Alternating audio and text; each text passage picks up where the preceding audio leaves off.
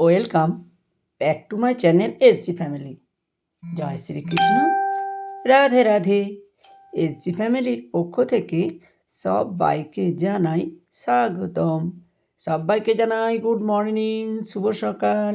আর তার সাথে সবাইকে জানাই অনেক অনেক শুভেচ্ছা, অনেক অনেক অভিনন্দন। তো বন্ধুরা, সবাই কেমন আছো? আশা করি সবাই ভালো আছো। তো দেখো, রোজকার মতো চলে এলাম আবারও একটি গল্প নিয়ে। আজকের গল্পটি সত্যি শিক্ষণীয় গল্প।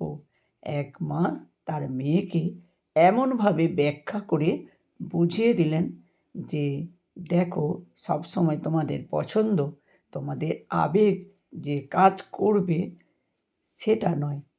তো সব সোনা চকচক করলেই সোনা হয় না।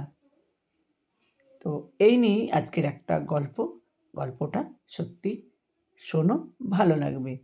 শেষ পর্যন্ত শোনার জন্য অনুরোধ রইল। আমার এই গল্পটা সত্যিই খুব ভালো লাগলো, তাই আমি তোমাদের কাছে শেয়ার করতে চলে এলাম। তো আর যদি ভালো লেগে থাকে তাহলে লাইক কমেন্ট শেয়ার করতে ভুলো না।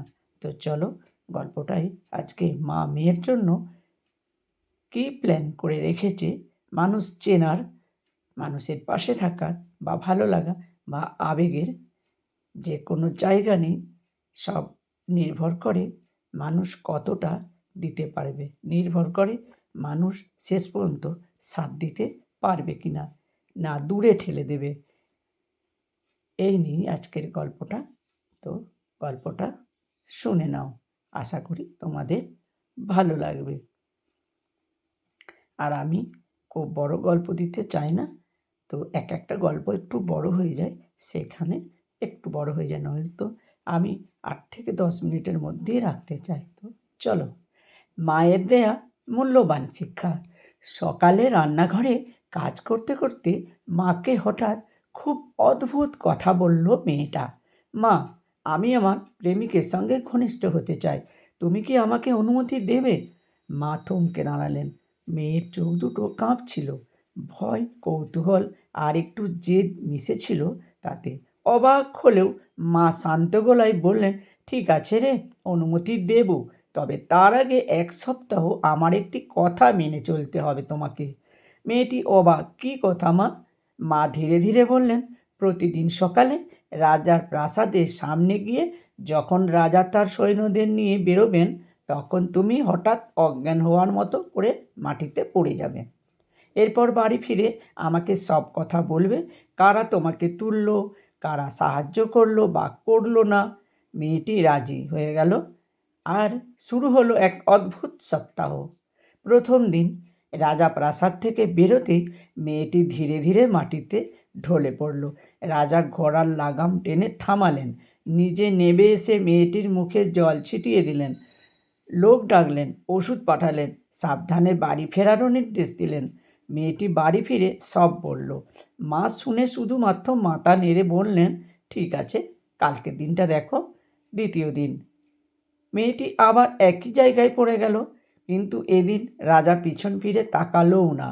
একজন মন্ত্রী এসে একটু জল দিলেন, একটু ধুলো ঝেড়ে দিলেন, তারপর নিজের কাজে চলে গেলেন।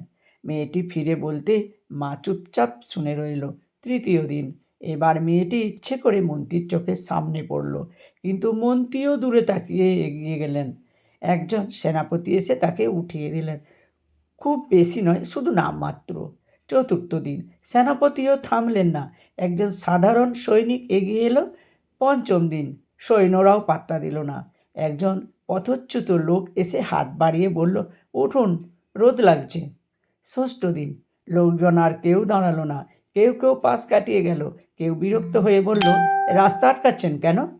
শেষে একজন ভিক্ষুক তাকে টেনে সামান্য ছায়ায় বসিয়ে দিল। সপ্তম দিন এবার কেউই থামাল না।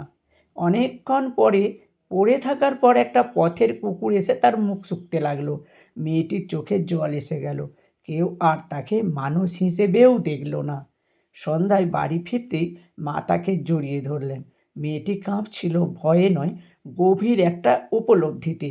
মা ধীরে ধীরে বললেন, দেখলে তো, সমাজ কারও প্রতি কেমন আচরণ করে। মানুষ যখন প্রথম পড়ে যায় মানে ভুল করে দুর্বল হয়ে পড়ে, তখন বড় বড় লোকেরা আগ্রহ দেখায়, কারণ তাদের কাছে নতুনত্ব থাকে। তারপর তারা আগ্রহ হারালে সেই মানুষটাকে ঠেলে দেয় আরও নিচের দিকে।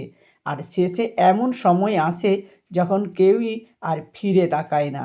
মানুষের মূল্য তখন পথের কাঁঠালের মতো হয়ে যায়, যাকে কেউ তুলে নিতেও চায় না। মামের গাল ছুঁয়ে বললেন, কন্যা, এই গল্প সম্মান নিয়ে নয়, ভয় দেখানোরও নয়। এটা তোমার নিজের সিদ্ধান্ত আর নিজের দায়িত্ব বোঝার গল্প। নিজের জীবন, নিজের শরীর, নিজের অনুভূতি, এসবের মূল্য তুমি কেমন দেবে সেটাই পাবে, সেটাই ঠিক করবে তোমার ভবিষ্যৎ। ভালোবাসা মানে কারো সামনে পড়ে যাওয়া নয়, বরং দুজন মিলে শক্ত হয়ে দাঁড়িয়ে থাকা। নিজেকে ছোট করে ফেলো না, কাউকে তোমাকে ব্যবহার করতেও দিও না। যদি কখনো সিদ্ধান্ত নাও, তা হোক তোমার নিজের বুঝে, নিজের মর্যাদার সঙ্গে রেখে, নিজের ইচ্ছেই। কেউ তোমাকে ঠেলে দিক তা যেন না হয়। মেয়েটি মায়ের কাঁধে মাথা রাখল। সেদিন প্রথমবার সে বুঝল সম্মান মানে ভয় নয়, বরং নিজের প্রতি দৃঢ় বিশ্বাস। গল্পটা আপনাদের কেমন লাগলো? অবশ্যই ভালো লেগেছে। ভালো লাগলে কমেন্ট করবেন আর একটু শেয়ার করে দিবেন।